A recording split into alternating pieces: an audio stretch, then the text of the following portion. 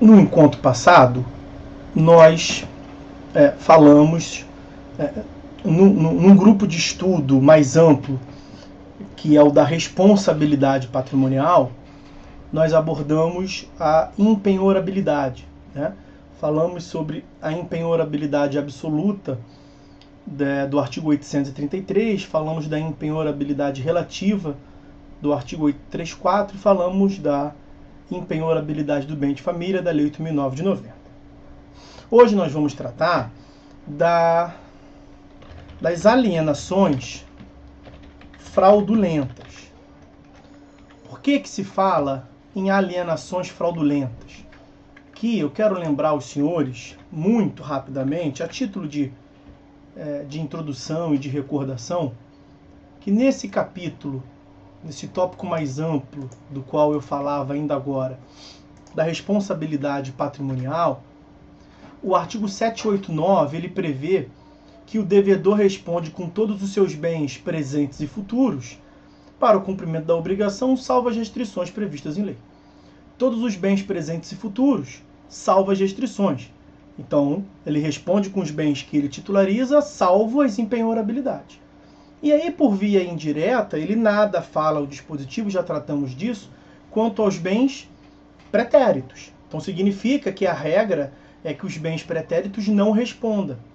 Mas aí vai entrar aquela exceção, salvo as restrições estabelecidas em lei. Então, quanto à regra, nós teremos que os bens pretéritos não respondem à execução. Os bens pretéritos do devedor, né, do executado, não respondem à execução, pelo simples fato de que não são mais deles. E aí nós vimos que o marco temporal para definir o que é, a partir de quando que é presente, futuro e passado e pretérito, é o momento da citação do executado na execução.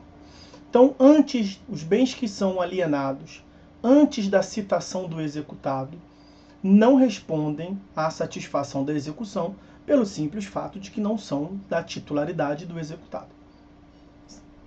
Mas, salvo as restrições estabelecidas em lei. E aqui nós temos duas exceções. Nós temos, em primeiro lugar, a fraude contra credores e, em segundo lugar, a fraude à execução. Então, nesse tópico, no gênero alienações fraudulentas, ao se reconhecer que a alienação do bem, quando o bem sai do patrimônio do executado de um modo fraudulento para o patrimônio de terceiro, ao se constatar, ao se reconhecer judicialmente essa fraude, que a transferência se deu de um modo fraudulento, é possível, portanto, que o exequente busque a agressão patrimonial desse bem. É isso que nós estamos aqui investigando.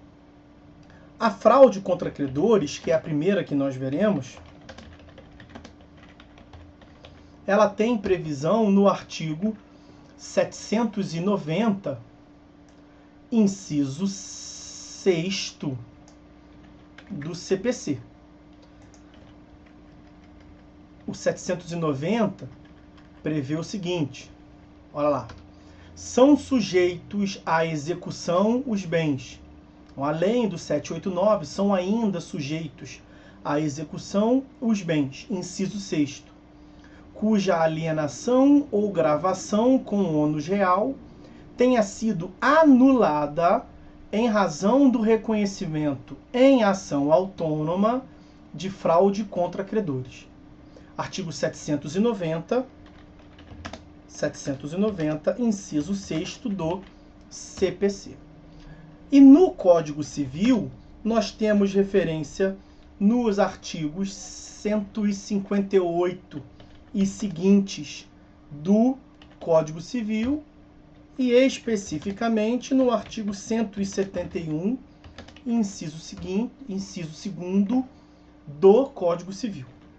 Então, 158 inaugura o capítulo da fraude contra credores, e aí eu não posso transformar esse nosso estudo aqui numa aula de direito civil. Vou fazer algumas considerações, mas lá o artigo 158 ao artigo 165, mais precisamente, 158 a 165 do Código Civil, hipótese de fraude contra credores, a anulação do negócio jurídico.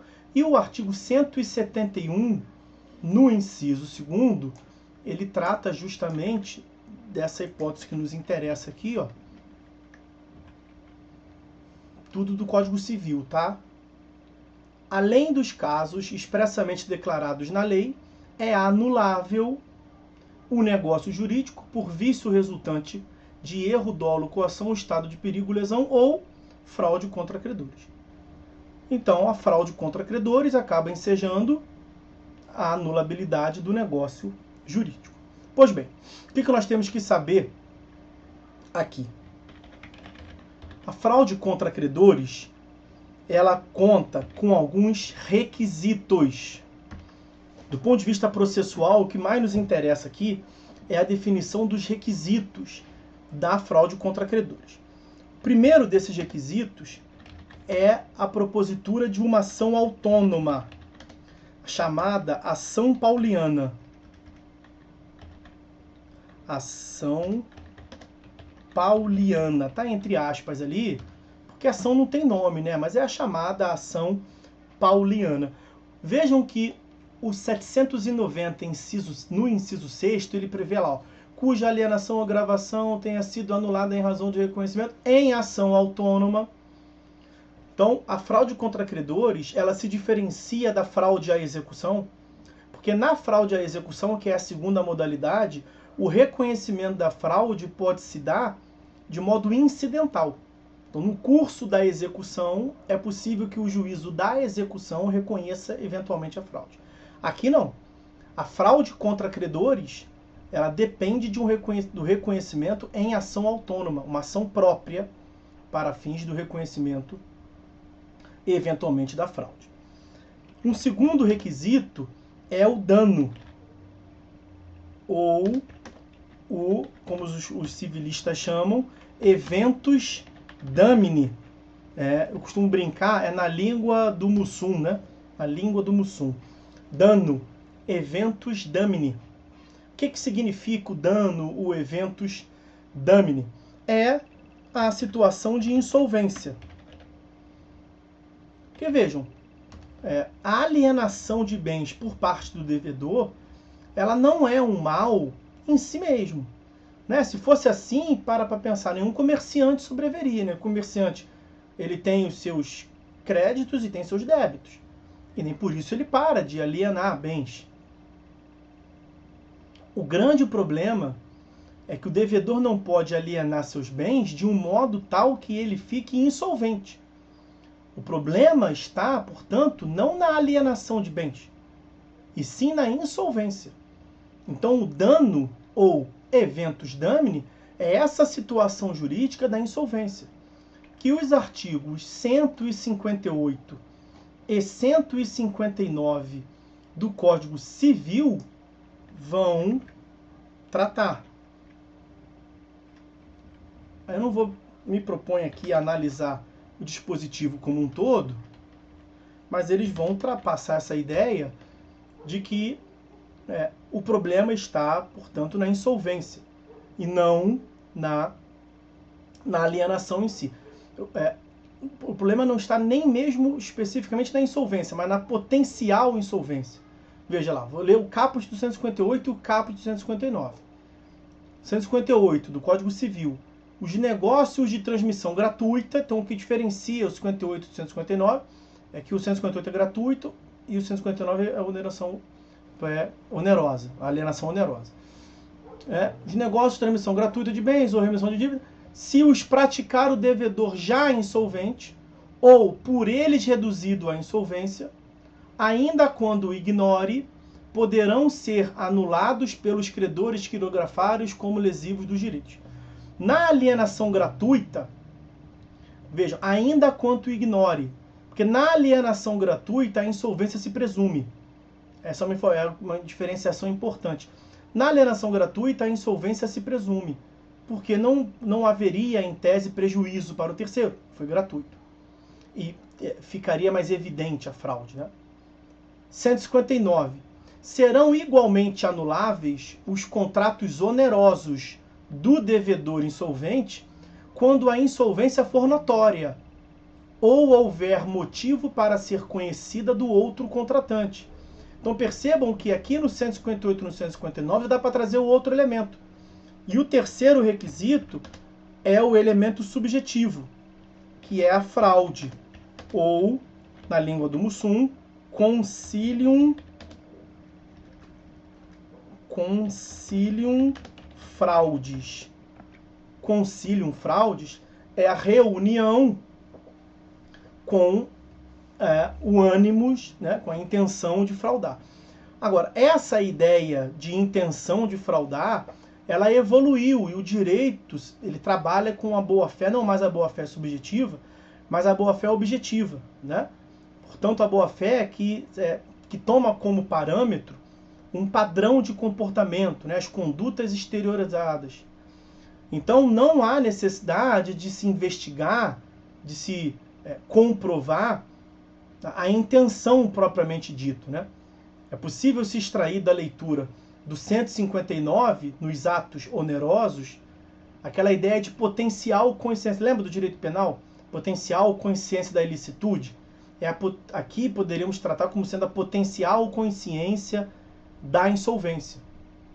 Né? Quando ele diz ali, quando a insolvência for notória ou houver motivo para ser conhecida. Basta que haja motivo para ser conhecida, potencial consciência. Tá? Nos negócios gratuitos, como eu tinha lhes adiantado no 158, essa exigência da fraude ela é desprezada, porque nas transmissões, nas alienações gratuitas, o elemento fraude ele é presumido. Tá? Então esses são os dados que nós temos que tratar aqui de mais importante a respeito da fraude contra credores, a exigência de uma ação autônoma, o requisito dano, que é a redução do devedor à insolvência, e o elemento subjetivo, que não se confunde atualmente com a demonstração do animus nocente ou com a intenção precisamente dita de causar dano, porque era isso que mais dificultava, né, a implementação dos direitos. É difícil você demonstrar que na mente do sujeito havia a intenção de causar dano. Hoje em dia o direito como um todo, incluindo o direito processual, o direito civil, trabalha com a ideia da boa-fé objetiva. Então prevalece aqui quanto à fraude, especialmente nas alienações onerosas, a potencial consciência da insolvência, do estado de insolvência. Na alienação gratuita, nem isso precisa se preocupar, porque na alienação gratuita a fraude ela é presumida, absolutamente presumida. Uma última informação, ainda no artigo 790, inciso 6º, 790, inciso 6º do CPC e 171, inciso 2º do Código Civil, prevê que o vício que decorre do reconhecimento da fraude contra credores é o de nulidade, né? A anulação por conta do reconhecimento de fraude contra credores. Então, uma vez que se decrete a fraude contra credores em ação autônoma, na ação pauliana, preenchendo os requisitos ali de acordo com cada caso, a transferência do patrimônio do devedor, do executado, né, do executado para o terceiro, será tido como nula para todos, né? Não só para o exequente, mas para todos. Vai anular, e aí o exequente vai poder agredir o patrimônio do executado.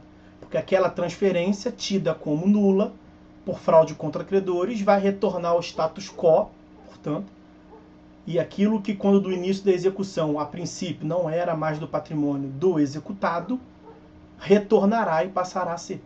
E é por isso que ele vai ter, por isso que ele tem o interesse em mover a ação pauliana, em desconstituir e anular a transferência, retorna ao patrimônio do executado e ele pode agredir. Então está visto aí a fraude contra credores, recordando, é um instituto muito mais de direito civil do que de direito processual. O que nós temos que ver aqui de direito processual é a exigência de uma ação autônoma. Basicamente seria isso. Tudo quanto mais é direito civil. Ok? Pois bem.